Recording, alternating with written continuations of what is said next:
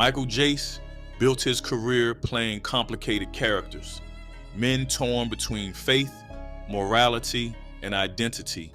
But in May 2014, he crossed a line no one ever expected. His wife, April, was found dead in their home, shot multiple times while their young children were inside. Neighbors who once thought of the couple as happy were stunned, and the entertainment world could hardly believe it. How did a respected actor's life spiral into such tragedy? This is the disturbing story of Michael Jace. You see, up until 2014, Michael Jace was mostly recognized for one role, Officer Julian Lowe on the critically acclaimed series The Shield. But all of that came crashing down one Monday night in Los Angeles. Police rushed to Jace's Hyde Park home where they found his wife, April Jace, dead from multiple gunshot wounds. The actor was arrested and charged with her murder. The headlines sounded like a script ripped straight from a gritty police drama, but this was no fiction. It was real life. And it raised one haunting question. Who exactly was Michael Jace? Born in Paterson, New Jersey, he was an athlete long before he ever thought about Hollywood. At Hackensack High School, he played both basketball and baseball. Acting wasn't on his radar until college, when he stumbled into it after watching his girlfriend rehearse for a play. What started as curiosity turned into a career path. He studied seriously at New York City's Classic Stage Company and eventually landed his first big role playing the Black Panther in the 1994 film Forrest Gump. From there, his career picked up momentum. In 2002, Jace was cast as Officer Julian Lowe on FX's bold new series, The Shield. It was a huge breakthrough. He appeared in 88 episodes across all 7 seasons. At the time, FX wasn't exactly known for groundbreaking programming. The network's reputation leaned more toward quirky variety shows and spoofs, not serious drama. But The Shield changed everything. Premiering in 2002, the show was a massive gamble. It pushed basic cable into territory usually reserved for premium channels. Raw violence, moral ambiguity, and edgy storytelling. That risk paid off, not only for FX, but for television as a whole. The series paved the way for future shows like Nip Tuck, Rescue Me, and Damages, cementing FX as a force in TV drama. Michael Chiklis, who played Vic Mackey, once said the series changed the face of basic cable forever. And he wasn't wrong. By the time The Shield wrapped in 2008, it had already helped open the door for what people now call the golden age of television. The one great thing about The Shield is guys come up to me in the street as opposed to going, oh, I love your work. They go, okay, this is how I think it's going to end. And then for 7 seasons, Michael Jace brought Officer Julian Lowe to life on FX's gritty police drama, The Shield. His character stood out in a show already packed with layered personalities.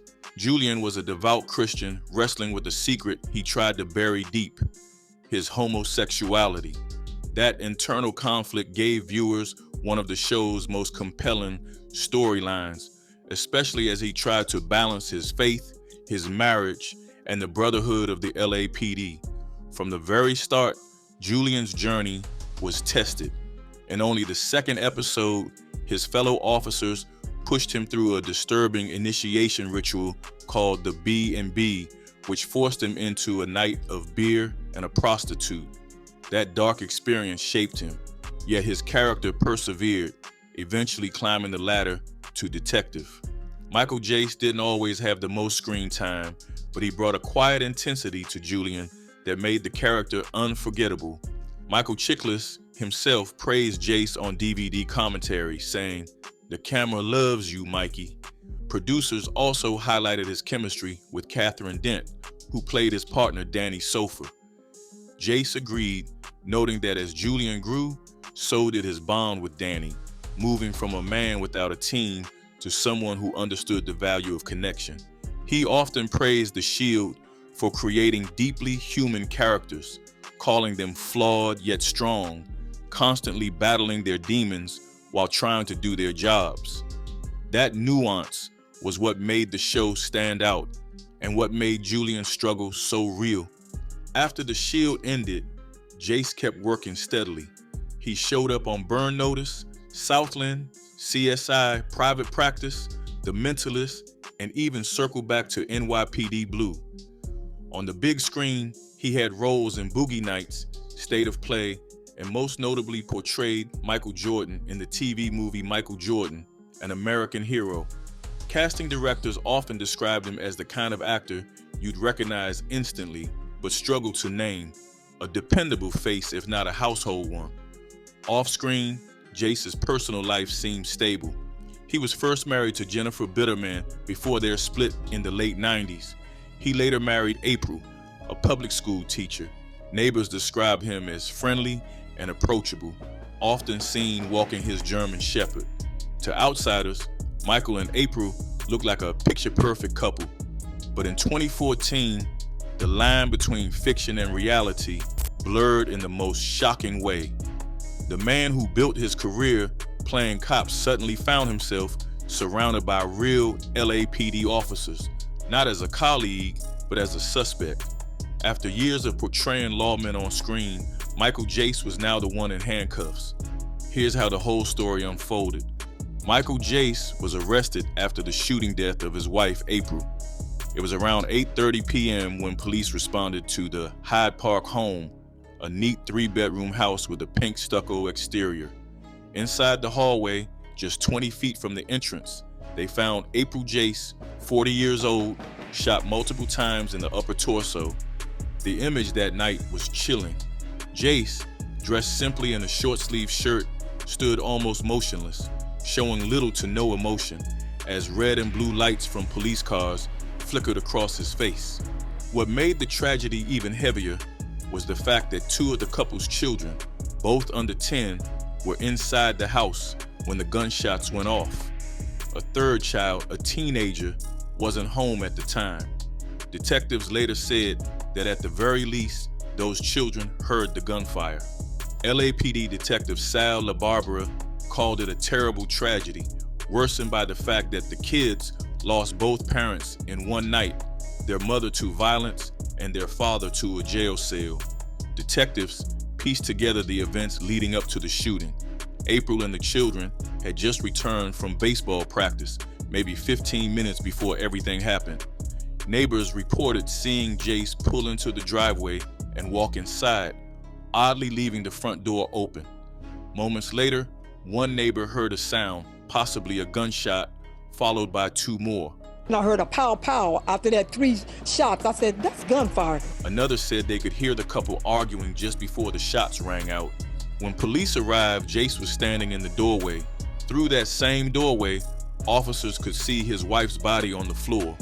He was unarmed and quickly taken into custody. A handgun was recovered from the home and sent for testing. Paramedics arrived soon after, but could only pronounce April dead at the scene. Within hours, Jace was booked on suspicion of murder. Investigators, meanwhile, began reviewing the flurry of 911 calls that came in during the chaos. One detail stood out. This was the first time police had ever been called to that address. No known history of disturbances, no prior visits from LAPD. Still, the department made it clear the motive appeared to be domestic violence. That revelation dug up shadows from Jace's past. Nearly 20 years earlier, during his divorce from his first wife, Jennifer Bitterman, disturbing accusations surfaced. Court filings revealed that Bitterman had accused Jace of threatening to kill her if their custody battle turned ugly. Even more chilling, a friend living with the couple testified she had seen him choke and hit Bitterman, even slamming her against a wall as their infant son screamed in a nearby crib. According to her, these violent outbursts weren't rare. She claimed to have witnessed several over an 8-month stretch. However, neighbors in Hyde Park told a very different story than the headlines. To them, the Jace household wasn't dark or troubled at all. It was full of laughter and light. Shirley Harding, who lived right next door for over a decade, said she only ever heard joy coming from those walls. In her words, it was just giggles. I was shocked. I was totally shocked. The couple always looked happy, hugging, kissing, and seeming every bit the loving parents. Others on the block echoed the same story. Folks often spotted Michael Jace with his German Shepherd, Max, strolling down the street with his kids. Brandon Cook described him as a hands-on father, always playing with his children. To neighbors, the Jace family didn't look like they had problems at all. Shirley summed it up best. They were lovely parents, full of happiness, never arguments, but that rosy picture had a darker layer hiding beneath it. Behind the smiles, Michael Jace, 51 at the time, was buckling under serious financial strain. Just a few years earlier, in 2011, he had filed for Chapter 13 bankruptcy. The numbers told the story: over $500,000 in debt against about $325,000 in assets. The man owed more than $22,000 in taxes, another $16,000 to credit cards, and was juggling 2 mortgages. When the shield ended, the steady paychecks stopped and work became scarce. According to Brandon Cook, the money struggles were obvious. The family even traded down to cheaper cars. The acting business is slow. He's trying to find another gig or whatever, but he didn't seem like anything was wrong. For a while, it looked like Jace was staying afloat, keeping up with his repayment plan. But then the cracks started showing. By late the previous year, one of his creditors filed a motion, revealing he had fallen behind by nearly $3,000. Slowly but surely, the financial pressure was squeezing him tight, and it was only a matter of time before something gave. As detectives dug deeper into that pink stucco house, the neighborhood was forced to face 2 very different realities about a family they thought they knew inside and out. To the people living nearby, the Jaces looked like the picture-perfect family. One neighbor even compared them to the Huxtables of the block. That's why the news hit so hard. Nobody could wrap their heads around the idea that Michael Jace could turn a gun on his wife in cold blood. The shock didn't stop at the neighborhood either. It spread quickly to Biola University, where April Jace worked as a financial aid counselor and was loved by colleagues and students alike. April wasn't just a staff member. She carried light everywhere she went. Her journey had started at Hawthorne High, then Cal State Fullerton, and along the way, her love for running never faded. Even as a professional woman and a mom, she stayed active in track circles, competing in races and ranking high in the masters category. Those who worked with her described her as radiant, not just for her smile, but for her energy. Are you filming me? Yes, I am. Hello. Jeff Marsh, Senior Director of Financial Aid at Biola, said her work ethic and love for helping students earned her deep respect. Her absence left an unmistakable void. The university later honored her memory with a scholarship designed to support underrepresented students who had endured violence, keeping her legacy alive through service. Her co-workers remembered her not only for her dedication, but also for her joy. Jonathan Seroyanga, the Associate Director of Financial Aid, shared how April would joke, laugh, and make others feel welcome. She was the type to squeeze in workouts during lunch breaks, lacing up her sneakers and hitting the track without hesitation. But beyond running, her greatest passion was her 2 sons. Colleagues often saw her face light up when she spoke about them, and the boys would sometimes stop by the office, a reminder of how deeply she loved being a mother. When news of her death reached Jonathan, the devastation was immediate. He recalled sitting in his car, unable to move for several minutes, trying to make sense of it. Across the Biola campus, the grief was heavy. April had been a light, and suddenly that light was gone. Her family felt the loss even more deeply. They described their hearts as ripped out instantly. Her mother, Kay Henry, spoke about clinging to memories, even though they now served as painful reminders. Her father, Carlos Henry, promised to pour his energy into raising his grandsons, praising April for raising them so well. Her brother John described her as a strong, beautiful woman and admitted the family was still reeling in shock. My baby sister, April Jace, was a beautiful, strong woman. We were all shocked to hear what happened to her. Meanwhile, Michael Jace sat in jail on a $1 million bail, accused of killing the very woman who had brought so much light to others. When the case finally made it to court, Jace pleaded not guilty. Still, investigators suggested that money troubles and other problems at home may have played a role in the tragedy. April's family called her death a senseless act of domestic violence and turned their focus towards supporting her 3 sons, ranging from just 5 years old to 18. The court immediately issued a protective order, cutting off Jace's contact with the children except through his lawyers. His bail was set at $2 million, and he remained behind bars. During one court session, his arraignment was delayed to June 18th at the request of his attorney, Jason Sias. Outside the courtroom, Sias explained that his client was coping as well as someone in custody can, and stressed that Jace's thoughts were with his sons. The attorney also extended condolences to April's family. Surprisingly, some people showed up in court to support Jace's children. Mark Robles and his son Alex, who had taught Jace and his boys jiu-jitsu, spoke about the actor's demeanor. They described him as gentle, even sweet, noting how different he seemed from the aggressive roles he played on screen. Both admitted shock at the accusations, with Alex pointing out that the Jaces had always looked like a loving couple. The case officially escalated on August 15, 2014, when prosecutors filed a formal murder charge against Jace, specifying that he personally used a firearm, resulting in April's death. The coroner later confirmed she had been killed by multiple gunshot wounds and ruled it a homicide. If convicted, Jace faced a brutal sentence, 50 years to life in state prison. His legal team made a bold move by waiving his right to a preliminary hearing. According to the district attorney's office, this meant they acknowledged the prosecution had more than enough evidence to take the case straight to trial. It was the legal equivalent of saying, "The fight is real, and we're going straight to the main event." 2 years had passed since the tragic murder of April Jace, and now her husband was finally set to face trial. In court, the details of their family life came into focus.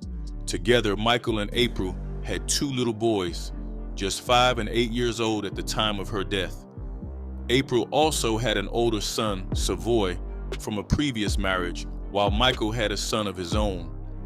April worked steadily at a university's financial aid office, providing stability for the family. Michael, however, had been unemployed for 6 years, and that ongoing struggle put a heavy strain on their marriage. Testimony revealed that Kenneth Brown, a fellow church member and former colleague from The Shield, often prayed with Michael about the struggles in his marriage. The cracks were clear, money was tight, tempers were high, and Michael leaned on Brown constantly. Just weeks before the shooting, during a church security training, Brown learned something chilling. Michael kept a gun in the house, one that had belonged to April's father. Days later, on May 14, 2014, Michael texted Brown with a simple but telling message. His marriage was a mess. The spiral was already in motion. On May 18th, April's adult nephew, Christopher, came by. He and April went out to catch a movie, and he decided to stay the night. The next morning, May 19th, chaos erupted. Christopher woke up to Michael's voice, loud and furious, accusing April, "You don't have a godly reason for a divorce." The shouting carried on for several minutes, sharp and relentless. Then came the sound of breaking glass and crashing furniture. Savoy rushed out with a baseball bat in hand, ready to protect his mother. Christopher followed and saw the wreckage, an overturned ironing board, a vase shattered across the floor. Michael and April were locked in a standoff by the dining room table. Michael tried coaxing Savoy into handing over the bat, but Savoy refused, backing toward the kitchen. April quickly asked Christopher to step in. He managed to take the bat away from Savoy, but the air in the room was still thick with tension. Through it all, Michael repeated the same line like a broken record. "I would never put my hands on your mom." Roughly 15 minutes later, before the clock hit 8 a.m., April left the house.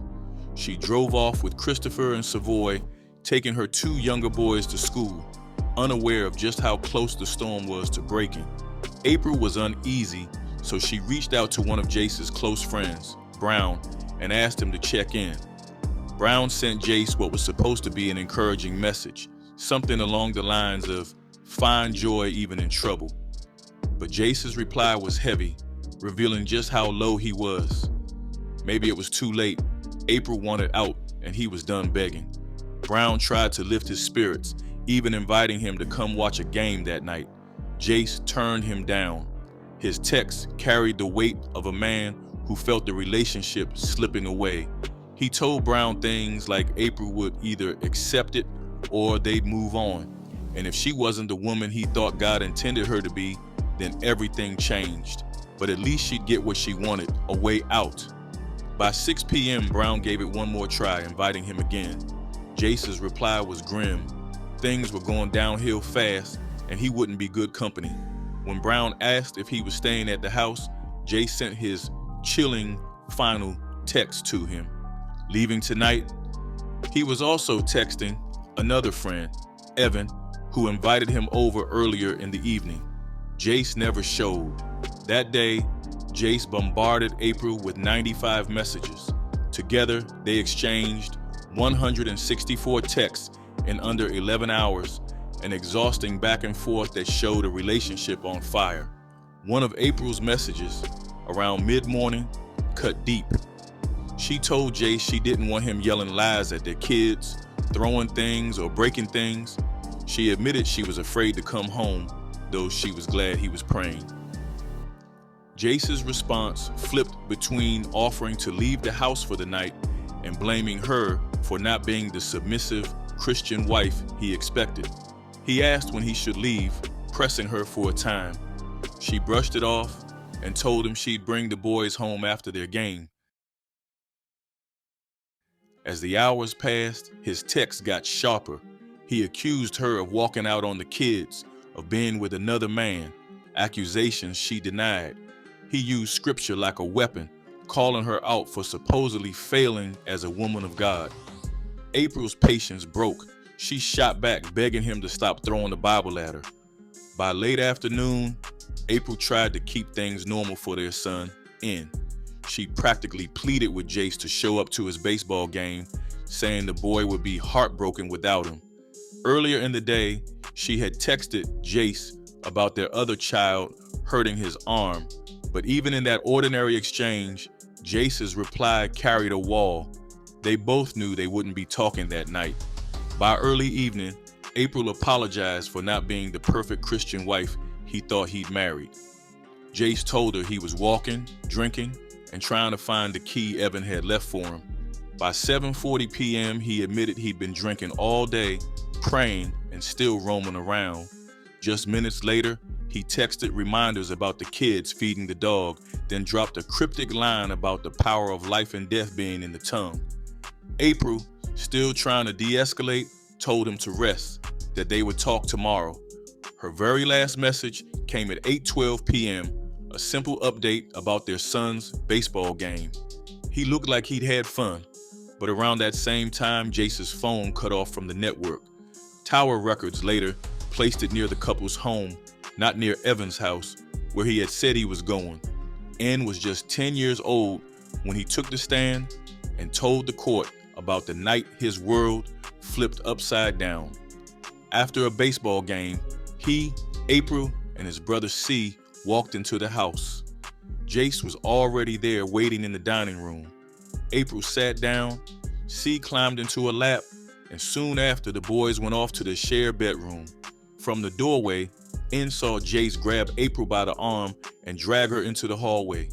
She fell, and then N heard words no child should ever hear. Jace telling April, "If you like running, then run to heaven." The next sounds were gunfire. 2 shots. Jace shot April in her legs and back. 1 bullet tore through her chest. April died from multiple gunshot wounds.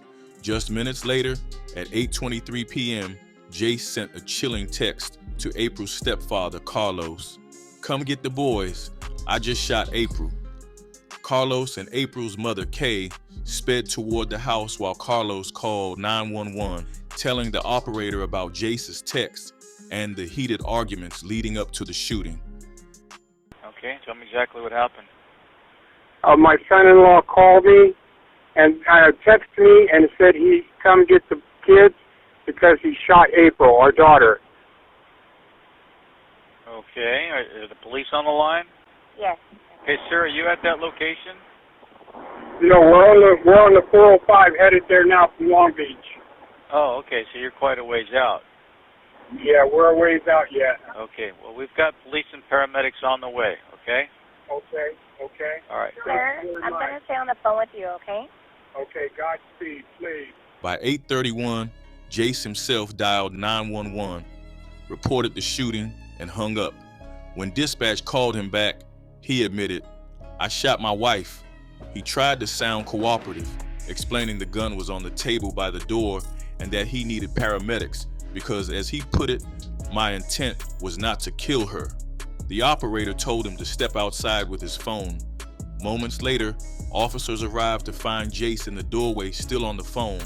To one officer, he said, "I shot one round and I don't know what happened." Inside, April lay on her back in the hallway. Jace was arrested on the spot. The next day, detectives interviewed him and the jury later heard the audio.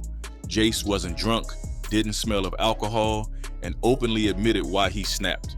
During their son's baseball game, he and April had been texting, and she made it clear she wasn't going to work things out. That broke him. He told detectives he was in so much pain that he wanted her to feel pain too. Since April was a runner, he chose to shoot her legs. He confessed he never knew she was dead at first. He even admitted he thought about killing himself with her father's revolver, but couldn't go through with it. According to Jace, he had been drinking that night and already had the gun in hand when April walked in with the kids. They all sat at the table before sending the boys to their room. That's when things spiraled. Jace claimed April lunged at him, though he wasn't sure if she had anything in her hands. Police later confirmed there was no knife at the table. He said he pushed her, and in that push, the first shot went off. April fell. He fired again, aiming at her legs. In total, he thought he shot 2 or 3 times. He insisted he had never laid a finger on April before, saying their marriage was good except for financial stress. The gun, he explained, wasn't for her. It was for him because he didn't have the courage to take his own life. Days later, sitting in jail, Jace called April's brother, Carlo. That call was also played for the jury. Jace told Carlo it had been an accident, that he was probably a little drunk, and that the gun was meant for himself. He explained that he wasn't trying to kill April. He only wanted her to feel the same pain he felt. "I wanted her to lose something," he said, which was track. Carlo then broke it down for the jury. April was an exceptional runner, and Jace knew how much that part of her life meant to her. That call, along with Jace's own words, painted a chilling picture, not of a man caught off guard, but of someone broken, angry, and determined to make the woman he once loved hurt as deeply as he did. By the time the prosecution wrapped up his case, Jace's lawyer came out swinging, filing a section 1118.1 motion. In plain terms, that was the defense trying to argue there wasn't enough evidence to prove Jace planned the shooting. Basically, they weren't denying that he pulled the trigger, but they were saying the state couldn't prove he did it with premeditation. The judge wasn't buying it though, and the motion was denied. Still, the judge openly questioned whether the jury should even be instructed on voluntary manslaughter, saying it didn't look like a heat of passion type of case. But in the end, the judge allowed the jury to consider it anyway. The defense wrapped things up quickly after that, especially since Jace chose not to testify. With that, the case was in the jury's hands. The decision came fast. A jury made up of 6 men and 6 women deliberated for only about 2 hours before finding Jace guilty of second-degree murder, with an added finding that he intentionally used a firearm to kill his wife. For April's family, it was a moment of relief. Her adult son, Savoy Brown, admitted the whole process had been agonizing to witness, but said the verdict finally brought a measure of justice. He even hoped Jace would show some emotion at sentencing, but when the verdict was read, the actor barely reacted, just bit his lip and stayed stone-faced. The stakes were heavy. Prosecutor Mokayev explained Jace was now looking at a possible 40 years to life behind bars. During trial, the motive that surfaced was jealousy and anger over April wanting a divorce and his suspicion that she was having an affair, though no proof of infidelity was ever shown. His lawyer, Jamin Hicks, argued Jace was remorseful, saying he might speak at sentencing to express that, but also wanted to be respectful to April's family. Hicks had told jurors Jace admitted responsibility for the killing, but insisted it was manslaughter in the heat of passion, not murder. When the sentence came down, the court handed Jace 15 years to life for the murder and another 25 years for the firearm enhancement, stacked consecutively. That meant 40 years to life in total. In court, Jace finally addressed April's family. He admitted there was no justification for what he did and said he was deeply sorry for the pain he had caused. But he also doubled down, denying it was premeditated and insisting it wasn't first-degree murder. His words didn't land well. No justification for my actions that night at all. I'm profoundly sorry. April's mother, Kay Henry, shook her head in anger and walked right out of the courtroom. The devastation ran deep for April's family. Her sister described her nightmares, violent, haunting dreams where she imagined April lying in a pile of bodies, only to see her move for a brief second before the crushing reality returned. The trauma extended to April's children as well. The two youngest boys, just 8 and 5, had witnessed their mother's murder. Now living with their cousin, Monique Leger, they wake from nightmares, gripped by fear of abandonment. One of them even insists on hugging her before she leaves for work every morning, terrified she won't come back. For Monique, justice meant one thing: Jace should never walk free again. In her eyes, he deserved to spend the rest of his life behind bars, mourning the destruction of his own future. Prosecutor Mokayev echoed that sentiment, calling the punishment appropriate because in the end, there was simply no justification for what he did.